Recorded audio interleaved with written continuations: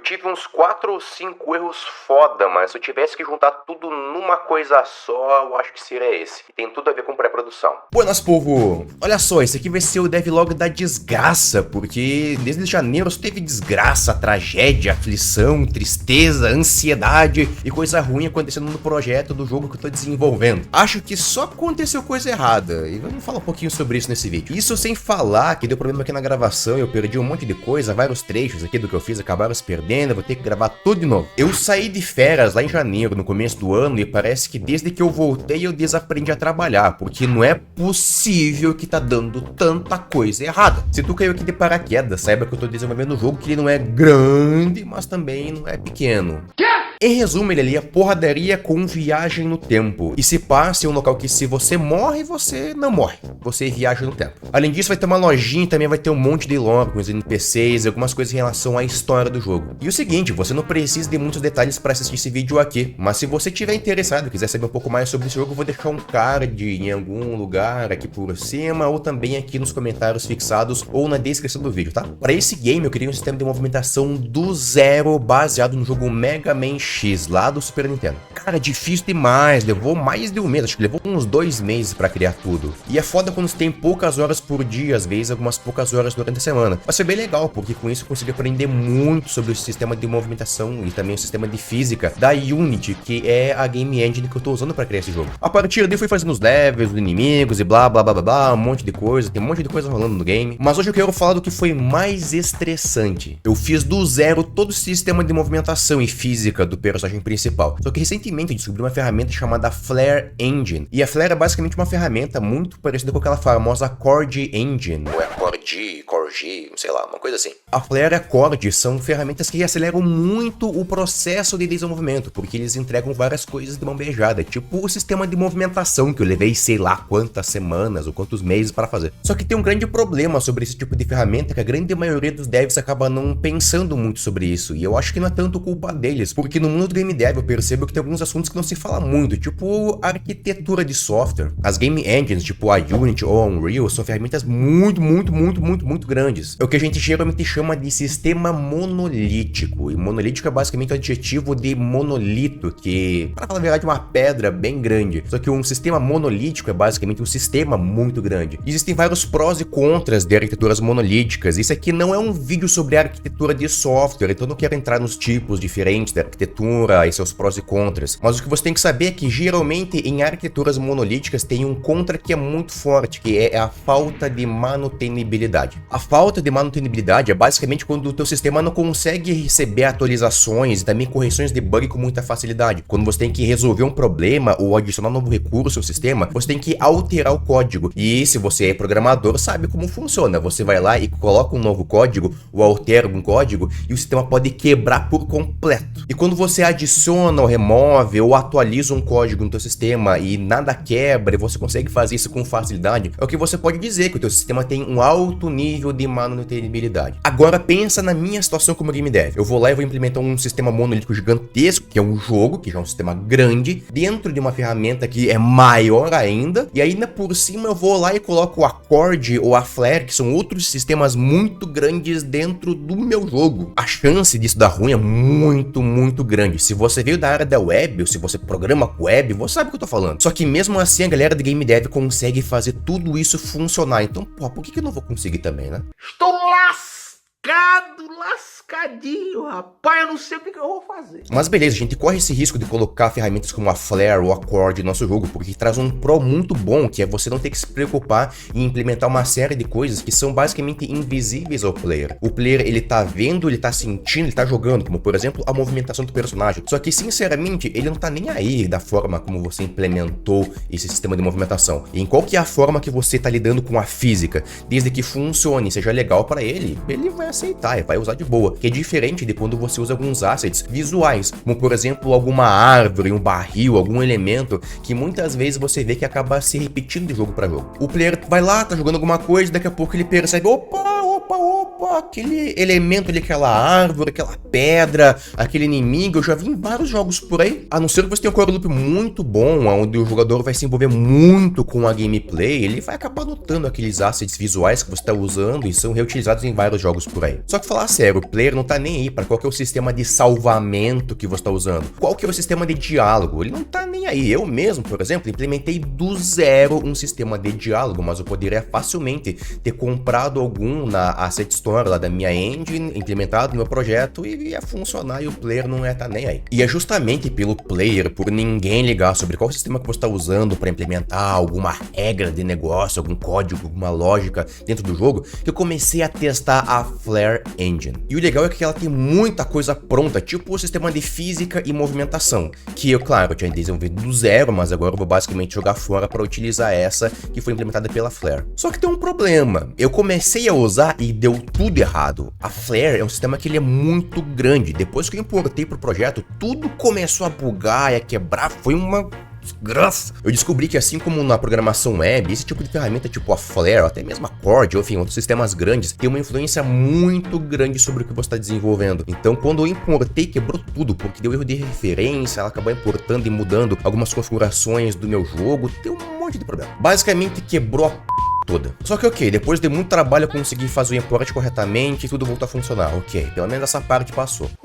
E realmente eu vi que valeu a pena, porque todo o sistema de movimentação que eu levei meses para fazer, eu consegui implementar em algumas questões de horas usando a engine. Só foi o tempo de eu aprender a usar ela e começar a configurar e pronto, saiu funcionando. A parte boa disso é que isso economiza recurso, tanto tempo, mas também dinheiro. Porque se eu fiquei alguns meses implementando, isso é tempo meu que está sendo perdido. E se eu ganho, digamos, sei lá, R$50 a hora e eu usei um mês para desenvolver, beleza, eu gastei, sei lá, eu sou horrível de matemática, deixa eu fazer o cálculo aqui. E aqui, ó, tchai, aqui, ó, tome, na verdade, aqui, ó, tchai, aqui, ó, tome, na verdade, ó, logo você percebeu que o resultado é zero. Digamos que eu tenha gastado R$2.000 para fazer a movimentação. Aí eu fui lá, em questão de horas, implementei a movimentação com a Flare e isso aí deu, sei lá, R$200, R$50, não sei. Mas aí eu comecei a me aprofundar mais na Flare e, cara, eu comecei a ficar com raiva, só de lembrar do estresse que eu tive. Já tô irritado já nessa... A cada novo pequeno ou grande sistema da Flare que eu tenho que usar, eu tenho que me adaptar completamente à forma como os desenvolvedores fizeram. E isso de forma visual, com as coisas que eu tenho que clicar e arrastar, mas também no código, porque eu acabo tendo que implementar e integrar muita coisa do meu sistema com a Flare. E se tem uma coisa que já é ruim, é você lidar com o código teu antigo. Agora imagina com o código dos outros que é antigo também. Aí, enfim, aí foi o boi com as cordas. Tu acaba dependendo muito de documentação, vídeos e tutoriais e nem sempre isso é atualizado. E também algumas vezes nem sempre o tutorial ou a documentação mostra algum recurso que você precisa daquilo lá. E você tem que pegar, abrir o arquivo, ler o código, entender o que tem lá, entender como você pode usar e blá blá blá blá blá. E se você tem experiência com programação e já integrou o sistema, sabe como é que funciona. Às vezes do nada alguma coisa tá funcionando e quebra. Por que quebra?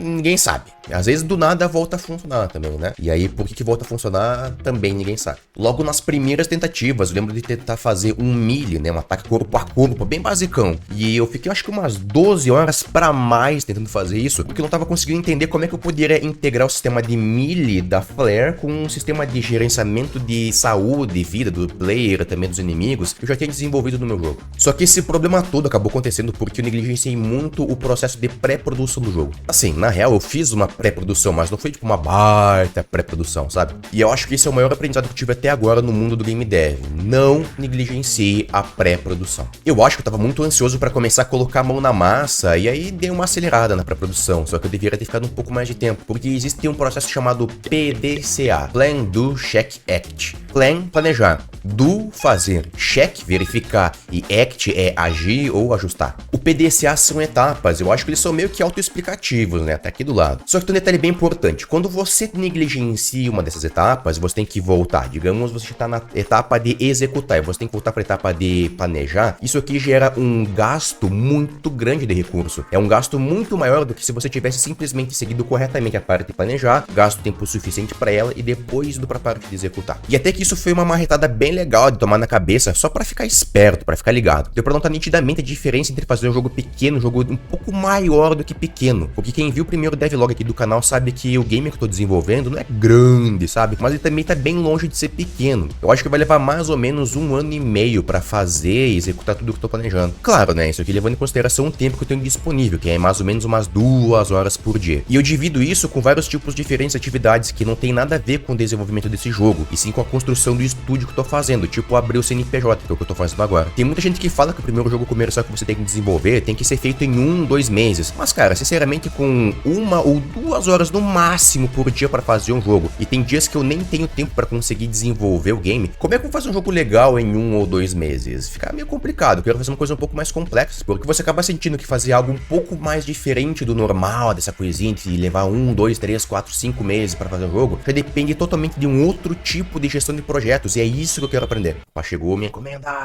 E na pré-produção do Killing Time eu fiz o que todo bom desenvolvedor web faria. Eu pensei principalmente na dinâmica dos sistemas e como tudo ia se conectar. Claro que eu também pensei na história, nos personagens, na gameplay, documentação, se eu usar um game design document, ou se eu usar um game design bible, as ferramentas de game design e várias outras coisas, né? Mas eu também decidi quais assets prontos eu ia usar e o que eu precisaria criar do zero, tipo o personagem principal. E foi aí que eu fiz aquele vídeo sobre como encontrar bons artistas pro seu game, que eu vou deixar um card aqui por cima se você ainda não viu, ficou um vídeo bem legal. Só que eu tô migrando da área de web e também data science para game dev, então teve várias coisas que eu acabei deixando de lado. Por exemplo, eu só pensei nos assets visuais que eu ia acabar usando, e não tanto nos assets de sistemas. Por exemplo, eu pensei no level, pensei nas árvores, pensei nos elementos do cenário e por aí vai, pensei nos inimigos e etc, etc, etc. Mas eu acabei não pensando no sistema de salvamento, movimentação, física, esse tipo de coisa. Eu acabei pensando que eu faria tudo isso aí do zero, porque eu tô só há 3 anos na área de game dev, e a real é que enquanto eu não tiver pelo menos uns 5 anos de experiência, vai ser bem difícil eu saber exatamente o que eu tenho que desenvolver, ou como eu tenho que fazer. E se eu fizer só jogo pequeno, aí sim eu não vou saber exatamente o que eu tenho que fazer em cada etapa do processo, porque já deu pra notar de cara que a diferença entre jogo pequeno e jogo um pouco maior é muito grande. Eu acho que nessa fase é bem comum cometer esse tipo de erro e também tentar criar tudo do zero, porque a real é que os cursos e também os tutoriais que a gente vê por aí na internet não te ensinam a integrar o teu jogo com alguma ferramenta. Só que uma hora eu comecei a me dar conta de tudo isso, e ainda por cima eu tava passando um estresse absurdo pra fazer aquela integração do Flare funcionar, porque ainda tinha muito bug, muita coisa parou de funcionar do nada. Só que ainda por cima eu pensei, poxa, e se eu entrasse em contato com estúdios para desenvolver a direção de arte do jogo?